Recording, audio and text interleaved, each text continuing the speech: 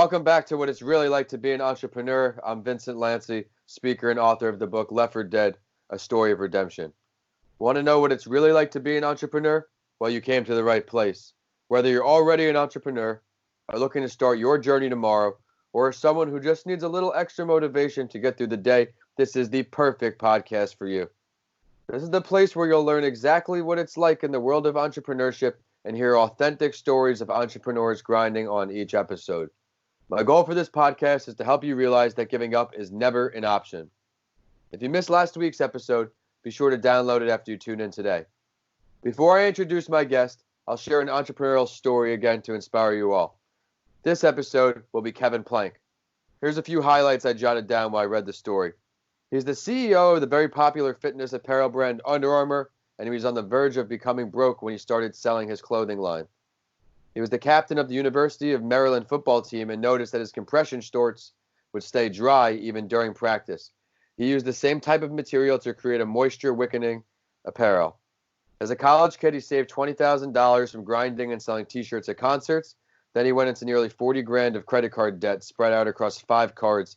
And in '97, only 1 year after he founded the company, he was dead broke. He didn't give up. He made his first sale for $17,000 to Georgia Tech, and then 24 NFL teams followed behind them, wanting to wear Under Armour apparel. At the end of year 2, only 1 year after being broke, he had sold $100,000 of product and now has almost 6,000 employees and does nearly $2 billion in sales. Phil, what do you like most about his story?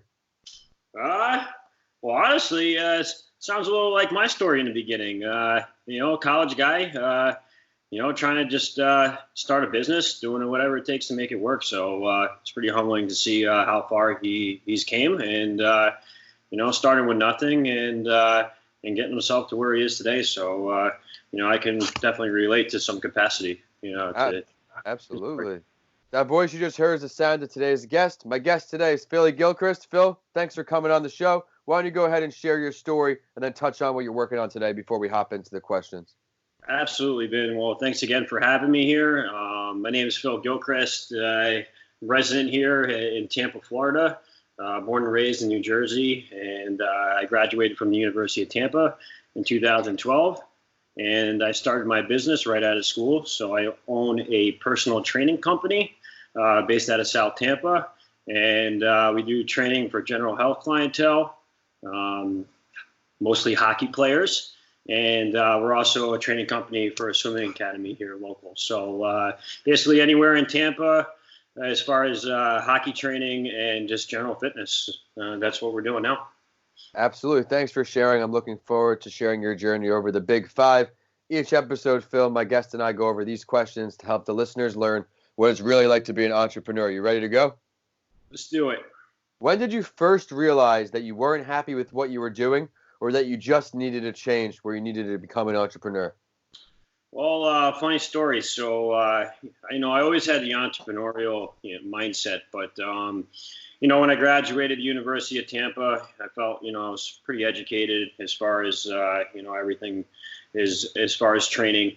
But I really didn't have a direction. So I just went to work at a normal gym, and I was doing sales. So I was selling personal training at the time. And I was moving my way up through the company. The first 2 months, I got promoted to general manager, but I never received a paycheck. So it was pretty demoting to me, that I went and I gave it my all and never got compensated for it. So I was down to the last few pennies in my bank account, and I needed to make something happen. So that's when I started digging deeper and decided to do this on my own. Absolutely. Thanks for sharing. What would you say 1 or 2 of the most difficult parts of being an entrepreneur are? I think the unknown, not when you first start, you don't have anything necessarily, in stone that you're waking up for. So, where's this going to go? I think that was the biggest thing for me. It was, not necessarily a failure, but, where am I going to go with this? So I think for me, the unknown was number 1. And then, number 2, just in school, you're told you're going to class at this time. You got to do homework at that time. you have basically a roadmap written out for you what to do. And when you're an entrepreneur, you got to make that roadmap yourself. So I think that was a little bit of an adjustment, but I think being an athlete my entire life really contributed to me being able to do that. Absolutely. The unknown is definitely difficult, constantly adjusting, changing every day. One thing pops up, you have to do everything yourself, so you have to decide what you're going to put on hold and what you're not. Great answer. What would you say one of your greatest failures is? What did it teach you? Why did you pick it? Let's hear it. Well, you know what? That's a tough question for me, but I think the biggest failure, overall for me, so even to this day, is duplication. It's replicating yourself, finding someone that is as passionate about exercise science as you are. Is passionate enough about making it, a career. So it's been very hard to duplicate and replicate, myself. So because it's a great field, but at the same time, you have to get clientele. You have to rely on the individual to still do a lot of the work. You can't do it for them. So still to this day, it's tough to get a trainer to really see, after they get through the first year, the light at the end of the tunnel. So I've been working on different systems and with different people and doing things in different ways to try to fix that. Great answer. If you could choose to have a conversation and learn from any entrepreneur, dead or alive, who are you picking? What are you guys talking about? Elon Musk. Love that guy. Let's hear why.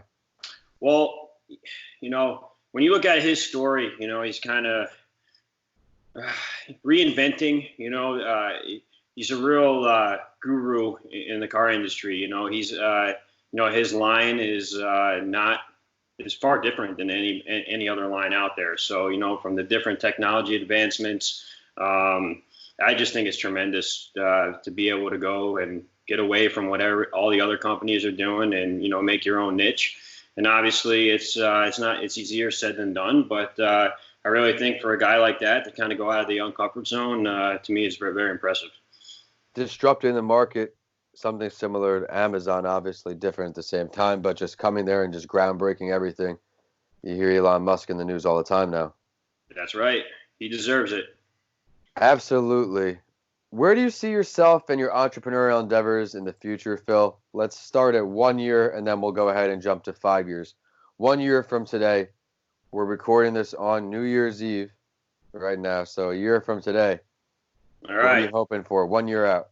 So 2021 for me this year is all about right now growing the game of hockey. I'm a previous college athlete. I played hockey my entire life. So for me, it's in my blood. It's my passion. So we've been making great strides through the last 7 years. I'm a 1099 contractor through the Tampa Bay Lightning. So they've been just tremendous organization, giving us the opportunity, on every level to do all their exercise science and sports specific needs. So we're growing with their programs. We're working in all different types of diverse portfolios, sled hockey, girls hockey, men's hockey, youth hockey, ball hockey, you name it, they're doing it right now. So is basically to keep growing with them, make their programs better. And then also too, at the gym in South Tampa, continue to provide the best sports specific training as far as hockey. We've been pretty successful so far in that and getting people from all over Tampa and all over the world to come in and experience that. Let's give our listeners a look into, I know all about your journey. Let's look into your role a little bit with the Lightning, and then we'll hop into your gym, what you're focusing on there. What are you focusing on mainly with the Lightning when you're over there? So I'm a strength and conditioning coach for the Tampa Bay Lightning Made organization. So my role is they do all different types of camps and programs where they provide training on the ice. My portion is to focus on the off ice. So I create all programs as far as sports specific training. And, my role comes in various different ways, but that's where my main focus is with Tampa. Great. And then your gym. What kind of gym are we looking at? What's the main focus there? Yes. So small boutique style gym in South Tampa. It's right off Bayshore, a very vain area. And the gym's normal clientele, which I'd say would be about 60%, is just, moms, grandmas, kids, dads, just your general health. But then we have the niche of hockey training. So we have a lot of the hockey guys, hockey families coming in as well. And then we also train a swimming academy where we have 200 swimmers also in South Tampa that we're in charge of their strength and conditioning programs. That's awesome. Yeah, everybody listening in, if you're a hockey player and you're down in Tampa, definitely reach out to Philly. All right, Phil, that's 1 year. Let's look a little further now, 5 years. Where do you see yourself in these entrepreneurial endeavors evolving to in 5 years' time? Yes, great question there, Vin. Right now we made, obviously, I'm in business 7 years. We made great strides. I really think we have our template and our fundamentals where they need to be. So going back to your other question, is duplication, replication. I hope to duplicate more trainers, get more people to, live the lifestyle that I'm living. And, as far as the business wise, is to get deeper into hockey.